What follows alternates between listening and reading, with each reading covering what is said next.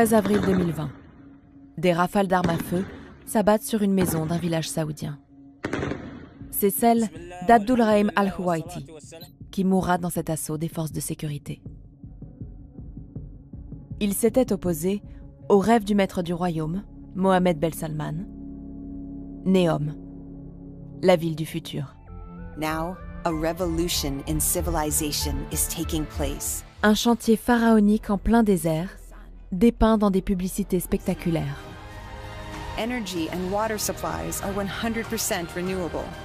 Un projet qui se veut porteur de valeurs humanistes.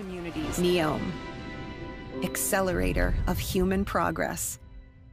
Pourtant, aujourd'hui, des citoyens saoudiens croupissent en prison pour avoir fait obstacle au projet.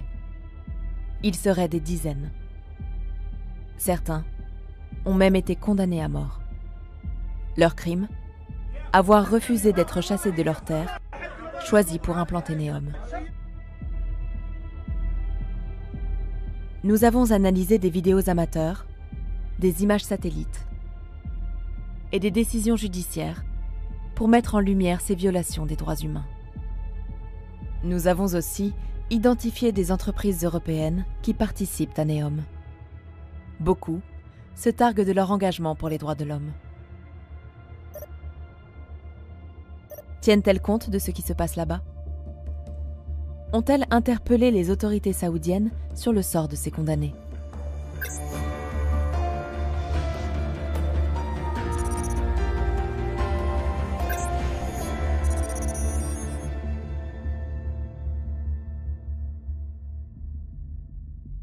Au nord-ouest de l'Arabie saoudite, au bord de la mer Rouge, Neom s'étend sur 26 500 km². Un site presque aussi grand que la Belgique. C'est ici, au milieu du désert, que les travaux ont commencé en juillet 2021. Sur ces images satellites, on peut voir les fondations du projet emblématique de Neom, The Line. Une ville linéaire de 170 km de long. Sur la chaîne YouTube de Neom, on trouve des centaines de clips promotionnels, dont certains cumulent plusieurs millions de vues. Ils montrent à quoi devrait ressembler la zone. À terme, elle comprendra aussi un site industriel, des hôtels luxueux, une station de ski équipée de canons à neige, tout en promettant la neutralité carbone. Une mégapole voulue par Mohammed Ben Salman, le prince héritier d'Arabie saoudite, qui dirige le pays. Selon lui, le site choisi présente un avantage unique, comme il l'a dit dans une interview à Bloomberg.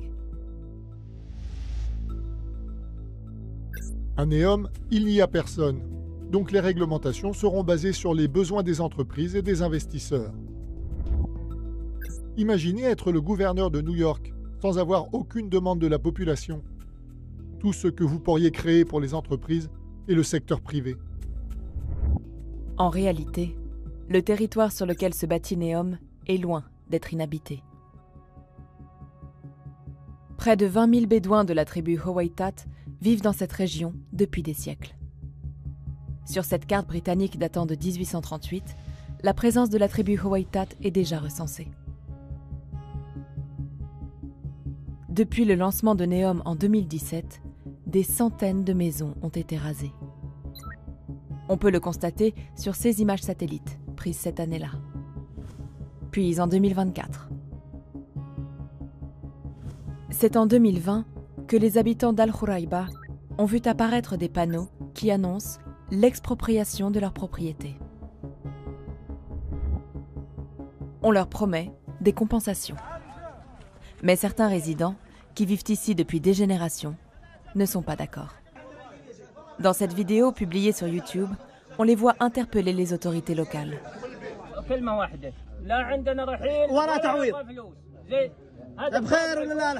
Parmi eux, Abdulrahim Al-Huwaiti, qui cherche à mobiliser sur les réseaux sociaux. أنا عبد الرحيم أحمد الحويطي من أهالي الخرايبة أرفض الترحيل وهذا يبغوا يرحلونا بالقوة شوفوا. Il filme des hommes en uniforme devant son domicile. On reconnaît la tenue des policiers saoudiens à leurs vêtements couleur sable, leurs bérets noirs dotés d'un écusson et leurs épaulettes. يمكن يلومني بعض الناس يعني اني طلعت المقاطع هذه يعني انا ما استغرب لو يجوا يمكن يقتلوني في بيتي الان ويرموا عندي سلاح يقتلوا المواطن ويرموا سلاح عنده ويقولون ارهابي. Le lendemain même de la publication de cette vidéo, le 13 avril 2020, les forces de sécurité débarquent chez lui. À quelques rues de là, des voisins enregistrent des coups de feu. Abdulrahim est tué. Une vidéo amateur montre sa maison après l'assaut. On y voit l'étendue des dégâts et des murs criblés d'impacts de balles. Les forces de sécurité publient leurs propres images de l'assaut. Selon eux, c'est Abdulrahim qui aurait ouvert le feu. D'autres membres de la tribu Howeitat essaient alors d'alerter sur le sort d'Abdulrahim, devenu martyr de leur cause. Commencent alors les arrestations que Shadli, son frère, documente sur le réseau social X, anciennement Twitter. Arrestation de Mohamed Mahmoud Suleiman al-Takiki al-Khouweiti. Il a refusé d'abandonner sa maison pour le projet Neom, donc il a fini en prison. Après 3 jours d'arrestation, mon neveu a été autorisé à téléphoner. Nous ne laisserons pas nos maisons. Il finit par être arrêté lui aussi, le 25 novembre 2020. Un climat de peur s'installe et les tweets se font de plus en plus rares. Des proches des personnes arrêtées finissent par contacter Lina Al-Hathloul, activiste au sein de l'ONG Al-Qost for Human Rights. Contacter des organisations comme la nôtre ou Amnesty est un crime terroriste selon l'État saoudien. Il a fallu beaucoup de patience pour tisser ces liens-là et jusqu'au jour où finalement on a réussi à avoir des documents officiels, des cartes d'identité et toutes les informations dont on avait besoin pour publier le rapport. En mars 2023, l'ONG publie The Dark Side of Neom. Selon ce rapport, 47 membres de la tribu Howeitat ont été arrêtés. 15 d'entre eux ont reçu des peines allant de 15 à 50 ans de prison. 3 ont été condamnés à mort, dont Shadli, le frère d'Abdulrahim, tué dans l'assaut. Nous nous sommes procurés les jugements de certains d'entre eux. On peut y lire qu'ils ont été rendus par la Cour pénale spécialisée qui poursuit les individus soupçonnés de terrorisme. Un habitant a été condamné à 50 ans de prison, coupable d'utilisation d'Internet via son compte Twitter, pour soutenir ceux qui veulent troubler l'ordre public et déstabiliser la sécurité de la société et l'unité nationale. On y lit aussi qu'il est détenu à la prison des renseignements généraux du gouvernorat de Jeddah. Il s'agit d'une prison de haute sécurité. De nombreux détenus y auraient été torturés. Comme Shadli, le frère d'Abdulrahim, d'après l'un de ses proches cité dans le rapport d'Al-Qost. Shadli a subi divers types de tortures, dont l'électrocution, des coups sur les pieds, l'exposition à des températures extrêmes, la privation de sommeil et de longues périodes d'isolement. D'autres témoignages viennent corroborer ce récit. Comme celui de Loujain Al-Hathloul, une activiste des droits des femmes qui fut incarcérée dans cette prison. C'est la propre sœur de Lina Al-Hathloul, la militante qui défend les prisonniers de Neom. Pendant sa détention, des hommes la sortaient régulièrement de sa cellule pour la torturer. Elle est cagoulée ou ils lui cachent les yeux et ils la prennent dans un endroit inconnu.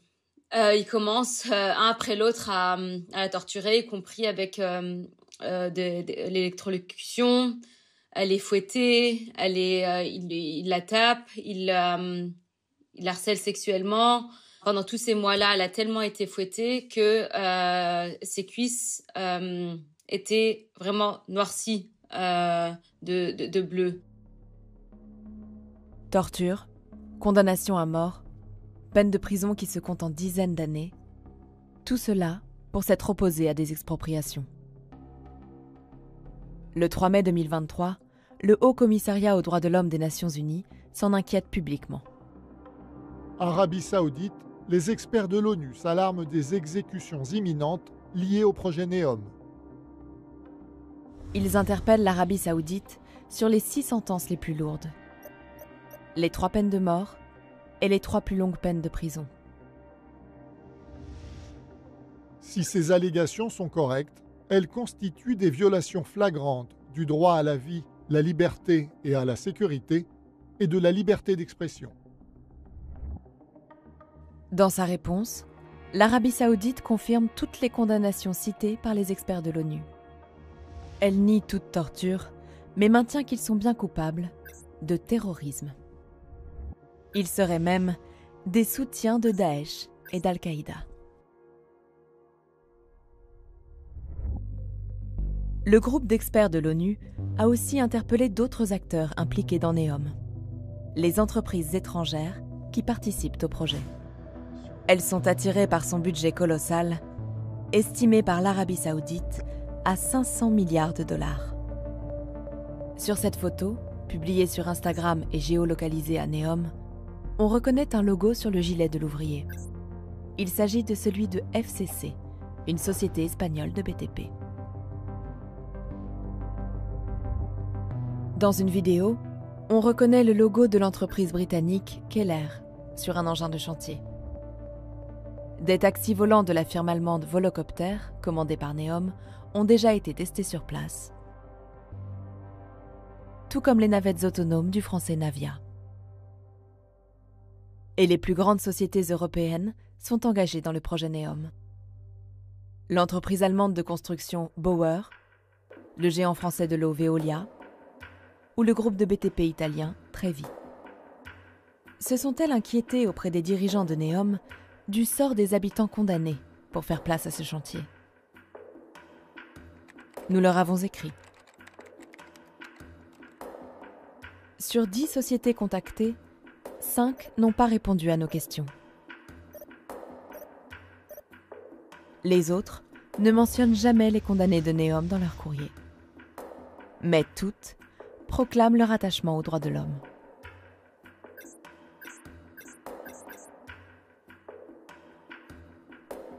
Pour ces entreprises, les peines extrêmes infligées à ces habitants ne semblent donc pas contraires à leurs engagements pour les droits humains.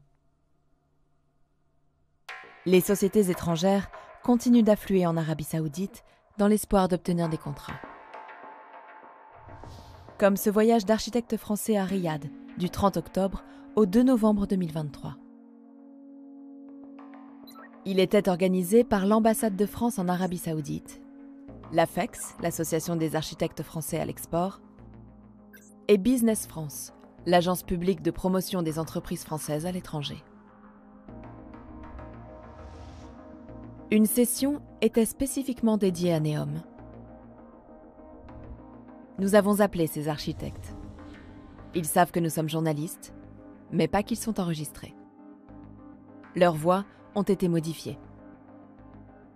La question des droits de l'homme et des condamnés de NEOM a-t-elle été abordée lors du voyage?